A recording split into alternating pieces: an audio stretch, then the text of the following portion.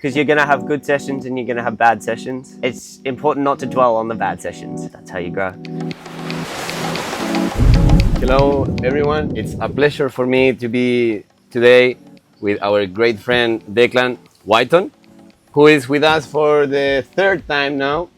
You won the Longboard Championship in Australia in 2022, and we're also been paying attention on the WSL competition. 9 the first time, 4th the second, correct me if I'm wrong. Yeah. And this is Luna over there. So among the questions that we want to ask you, when did you realize that surfing was going to become your career and it was way beyond something fun to do during your day? Yeah, I've always loved competing. It's a good way back home and everywhere to just meet people.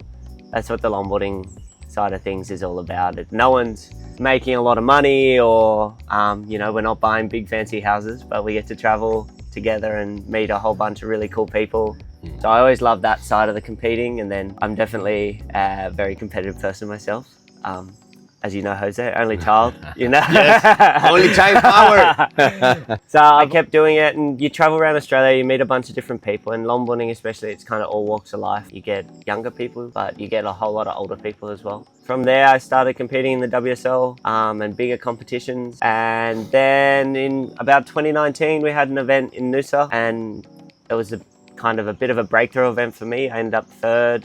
I lost to Kevin Scavana in the semi-final, and he ended up making the final and losing to Joel Tudor, who won the world title that year when they resumed. Yeah, that was kind of the breakthrough one of like, oh, okay, I can kind of compete with the big boys, and That's cool. then from there I've kept doing it and loved it, and it's taken me to so many special places, so I'm really happy. Pretty nice. Many times our guests ask us if longer boards are only for beginners. Sometimes they ask us, hey guys, do you do longboard or you also do surf?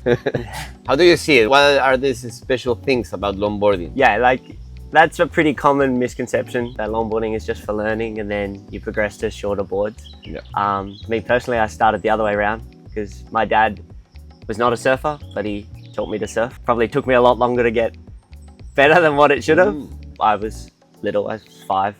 And started on a shortboard, and then my dad, he bought himself a 7-foot board because he wanted to learn to surf, and then I think he maybe got 20 minutes on that, and then I took that, and then he got an 8-foot board and I took that, and then I just kept taking his board, and he never learned how to surf, and I ended up on a longboard. I think what I love so much about the longboarding side of things is the flow and the connection you have with the wave. It's definitely less aggression than the shortboarding. Well, I love shortboarding as well, obviously, but yeah, longboarding, it's a super special feeling you have on the wave when you're gliding through and moving up and down the board, and it also opens up a lot more opportunity in a bunch of different conditions. You can surf anything on a longboard from 6 inches to 6 foot plus, so you can surf pretty much every day.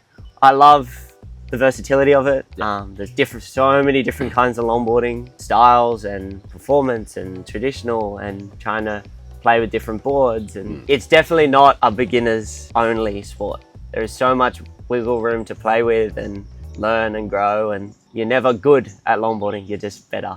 That's cool. That's pretty cool to see it. When you're competing, we want to understand a little bit more about this competition, because like you said, longboarding, it's way beyond just for beginners only, and then you get to compete on a high level. So you're paddling for a wave, you see the sets coming. How do you guide your thoughts into that wave that you are about to commit? Yeah, it's a tricky thing, competing. There's the best surfers in the world, and then there's best competitors in the world, and quite often those two things don't meet up. Yeah. If someone is better at competing on the day, whether they're the best surfer, doesn't matter, they might have got the waves or this, that and the other. When you have that wave coming towards you, every surfer knows the feeling of when you see a good set coming and you go like, wow, this is a good one, And then in competition, you add that element of, oh, is it a good one, or am I just trying to get a score?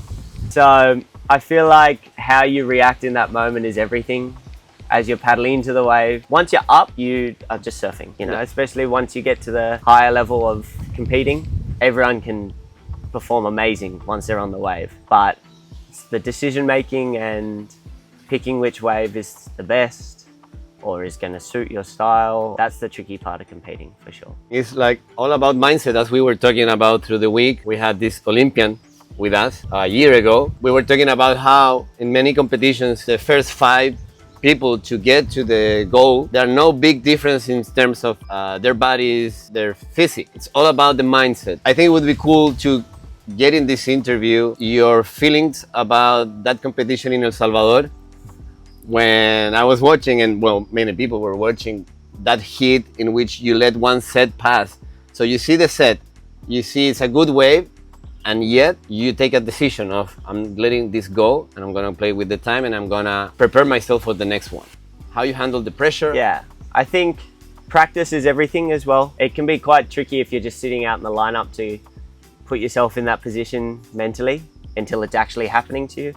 But quite often we'll try, and I'm fortunate enough to surf with Tully White a lot back home, and we'll have a bit of kind of heat practice and just trying to put yourself in those pressure situations, because it's super stressful. You know, you've been given for sure 20, 30 minutes to go out and you have to go get 2 exceptional waves to win the heat. Yeah, in El Salvador, like you were saying, it was all about decision making and trusting that you've done all the practice leading up so that you will make the right decision when the time comes, which is also a tricky thing because we're working with something that's out of our control. It's not like you're trying to run to a finish line.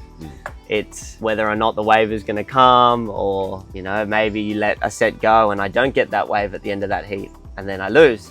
And it's like, oh, well, in hindsight, I shouldn't have let that first one go. But yeah, you have the priority, right? yeah, so that's the big thing, is the decision making, the practice that you have leading up to it, and knowing that you're going to be able to make the right decision and being comfortable with what you make. Because there's nothing worse than sitting out there and going, oh, I should have done this or I should have done that. Especially when you're in the moment. Afterwards, you can debrief and talk about all what you could have done better, because that's important as well, to learn and to grow and come back better next time. But in the moment, all you can do is what you're prepared for. So how do you reset your mind when things don't go as planned? I think every surfer, every competitor in surfing is going to lose more than what they win. I think maybe Kelly had a 50-something% win rate, but he's the most amazing surfer ever. Everyone else is going to lose more than they win. So you have to get not comfortable losing, because nobody loves it. Yeah. But you have to have a process that works for you. For me, to say, oh, just don't worry about it, brush it off, is not realistic. You know, you have to feel what it's like to lose, have your processes like you were talking about. So for me, I will give myself a bit of a time frame and go, okay, I'm gonna feel sorry for myself for about this long. And then I like to talk about it quite quickly and kind of go, I should have done this. Either make a note of it and then move on from there and take that with us. I think it's similar if you're learning to surf as well, because you're going to have good sessions and you're going to have bad sessions. It's important not to dwell on the bad sessions. Yeah. You have to acknowledge what you did wrong, but then you need to take that into the next time you approach the water, and that's how you're going to get better. And it's the same thing in competing. That's how you grow. That's how you grow. How much importance you put on the training, have the proper mindset, but also the physical rest that you need for competing. We have here an infrared sauna, we have an ice bath there. You have used it. Yeah, it's so cool. It's really amazing. And you sit up in there and you get the whole view into the valley. Yeah, it's really nice. I've definitely been using Back home, you do it a lot? Yeah, I love the infrared sauna. I like it for the physical recovery side, but also the mental side of just, I don't take my phone in, I won't have my watch on or anything, so there's no distraction. Cool.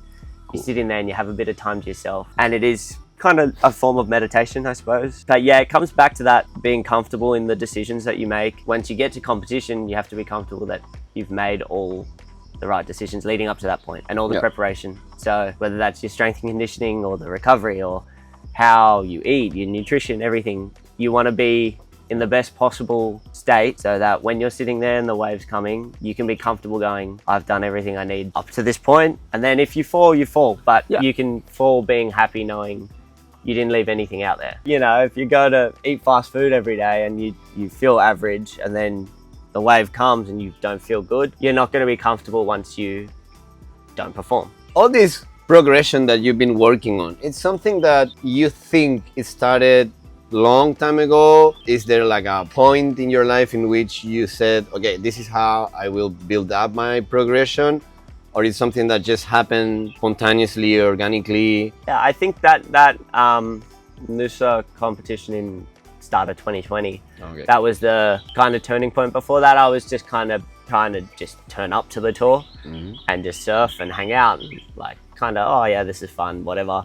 Yeah. And then I had a good result and I went, oh, maybe I can actually do well at this, not just do it. That kind of changed from, oh, I'm just happy to be here, to, no, I like want to win, you know, and how am I going to be the best that I can so that I give myself the opportunity to one day hopefully be world champ. I'm sure that's going to happen. Yeah, just started looking into what's best going to help me with that. And I find that trying to be consistent in everything is a good stepping stone, because I feel like in my results in the water prior to that fluctuated a lot. I'd have a really good result and then could turn up to the next event and lose first round and then go, why is this happening?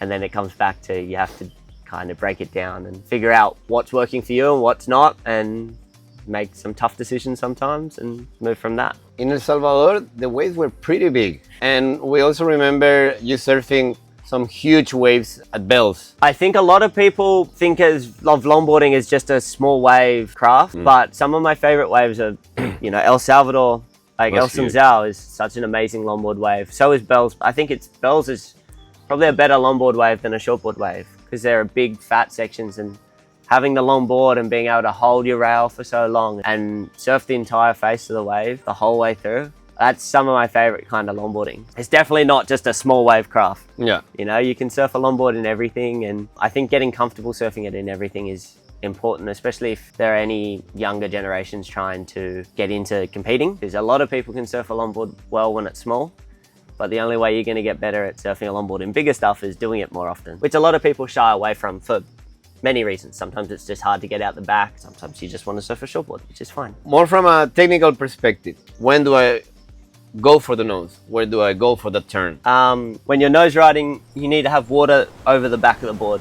That's your counter leverage. A very common question people ask will be like, well, how does it work? Like, if you're standing up the front, why does the board not just sink? Having the water flow over the back of the board counter leverages you up, and you can nose ride. The turn, a lot of the time, turning in longboard is setting up for the nose ride. If you're too far out on the face, you're not going to have the water come up over the board, so you won't be able to nose ride. So you'll cut back, get back more in the pocket, where you're able to get the water over the board and get up on the nose. And go fast for the nose. Yes. When you go fast, it's kind of like all the water sheets off the board as well, because you're planing on top of the surface. I suppose similar to a jet ski or a boat. When they're going fast, they sit up on top of the water, and then when they stop, they kind of drop it back down. It's that planing kind of effect. So if you're going too fast, it's going to be really difficult to nose ride, because the whole board is going to be up with no water coming over the counterbalance. tail. You don't want to be going too fast when you're walking up the board. So that's also where turning comes in, to wash the speed off, so that you can then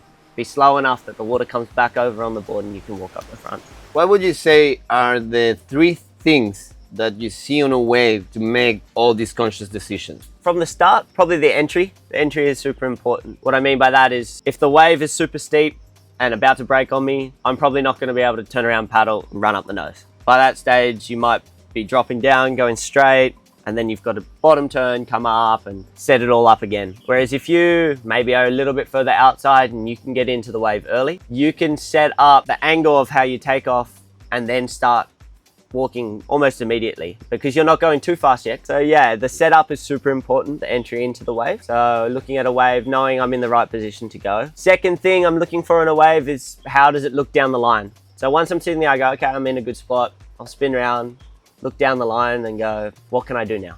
What's this wave gonna let me do? Back home in Manly, we surf a beach break, so the wave's quite short.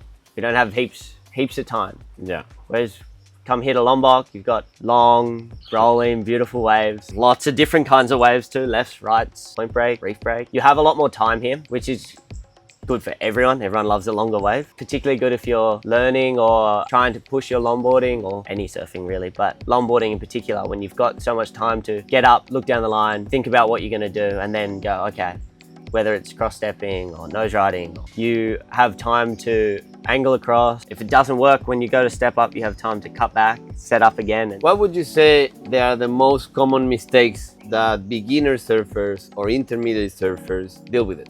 Yeah, I think probably the most common mistake people make is they're so eager to get on a shortboard. You know, they want to downsize their board straight away because I don't know if it's because they feel as the longboard is just for beginners. They're super eager just to go, oh, I need to get on a shortboard and prove to everyone that I'm not a beginner. The biggest advice I could give is to just hold off, you know, like obviously I'm biased. I love the longer boards, but I think it's so important for your development to, one, you're going to catch more waves, right? You're going to catch, it's going to be easier for you to get the waves. And that's such an important part of surfing. I don't know, that might shock you. But being able to get the waves is where you're going to be able to obviously develop how you surf them. And people will be so keen to get on a shorter board that they actually end up getting more frustrated and stunting their growth a little bit because they don't get the reps in practicing on the waves. And then they have issues in their technique that they haven't kind of tidied up on a longboard before they start trying to get on a shortboard. And I see a lot of people kind of lose interest or get super frustrated in lineups because they're on boards that are probably too short for their ability at that time, and they've just maybe jumped the gun a little bit, got a bit too eager to get on a shortboard. Yeah, it's really good for your development to ride the longboard until you get the fundamentals right, and then you can slowly ease your way down in boards. I wouldn't be going from a 9-foot longboard to a 6-foot board. Probably go down a foot each time or make the process as smooth as possible. Just before you came here for the first time with Chloe Calmont, we had another longboarder, great guy from Spain, Coque, and he was telling us the slower you go, the faster you learn. That kind of like stick. Yeah. And everyone has kind of like that same consistent message. Like, don't rush on the longboard as you don't rush to the nose. On the surfing, you don't rush to the shortboard. We were talking about this the other day in the surf, you and I, and surfing is can be quite frustrating at times because it's so frustrating. It's always changing out there, and it's not like you're going skating where you can go to the same ramp every single time and practice the same trick. It's constantly changing out there, so you never actually get a super consistent practice at one thing in particular. Yeah, so it's kind of dictated by the conditions. But yeah, the slower you go, the faster you like. We were talking the other day in the surf about surfing is very much a sport where you'll see a lot of progression and then plateau for a long time. If something will click one day and you'll go, oh, I got it. I feel in the beginning, the fundamentals come a lot faster than all the niches that you have later on in your surfing life. That makes it super motivating and something you love because it's always changing and it's hard, and you don't get good, you get better. So I like it. It's why we love it, but it's also why it can be very frustrating sometimes. So frustrating.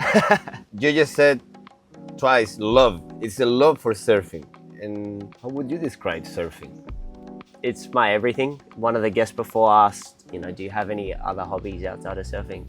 Not really. No, it's the surfing itself, but then there's everything that goes around it. Like, I hang out at the beach, all my friends are at the beach. It dictates where I go in the world, where I travel, who I interact with. It's given me so much. It brings so many different people together.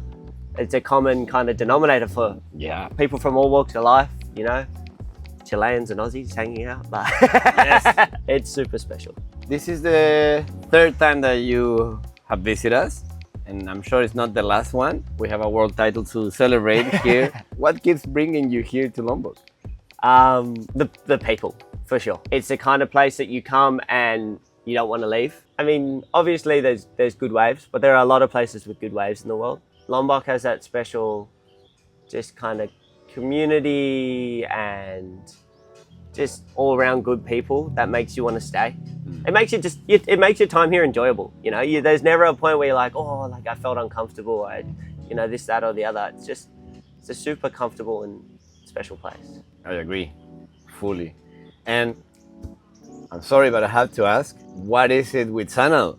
I don't even know where to start. I think you begin your welcome speech with, this is your home, and it feels like it. You come back, and every time I come back, it's better and better. Like, I mean, we spoke about before the sauna, the ice bath, the I mean, you can sit in the pool, you have this view over the whole valley. It's such an amazing space. And you guys have done so well at the facilities. Yes, of course, they're like amazing. But then making it feel like a home for anyone that's come here for, you know, it could just be a week and no one wants to leave. Yeah. That's why I keep coming back. So Yeah, you have to give it. Thank you. Thank you for those kind words. We have here some questions from our followers on Instagram. Do you have any tips for hanging 5 or hanging 10? It's kind of cheesy, but it's literally about like taking those steps, you know? So many people get in their own head, oh, I don't know if it's the right time, or you don't know if you don't try. Never try, never know. Never try, never know. Never try, never know. Very common saying out in the water. Yeah, it is. Taking those first steps, and then obviously you're gonna fall a lot. And that's most of surfing. Yeah. So yeah, taking those steps and figuring out, okay, I can step here or I can't step here. And that trial and error is going to get you, eventually one day you'll be in the right spot, you'll get up there and you'll hang 5. And then you got to start the next mental block of, okay, now I got to bring my other foot up and hang 10. And it's a big process. It's a lot to learn, but yeah, the trial and error is the only way to really Achieve it. How do you manage training, travel, comps with a regular job? I'm super lucky. I've just become a firefighter back home, and I work with a really good team, both at my station and in the surrounding stations. And the boys and girls back home are really good at, we can do some swaps. So I'll work for them on days where they have something on, and then they're able to work the days that I'm over doing competitions or traveling. So I'm super lucky with that job back home. And prior to that, I was a lifeguard as well. And same thing, the bosses were super accommodating. And it's a special community back home where everyone looks after, and people are genuinely happy when someone else is either chasing their dream or having success in something. So I'm really lucky to have those people around me that support me, whether it's my sponsors from, you know, with O'Neill and Surfing New South Wales have been a great help. So yeah, it's definitely a balance, and it's a fast-paced life at sometimes, but I wouldn't have it any other way. I love it. This is a funny one. What is your favorite thing about the guests at Xanadu this week? Oh, there are so many. They're funny. They are. I really enjoy when you come here. I think it's the same with this group, that all the guests are individuals. No one's come with a partner or anyone.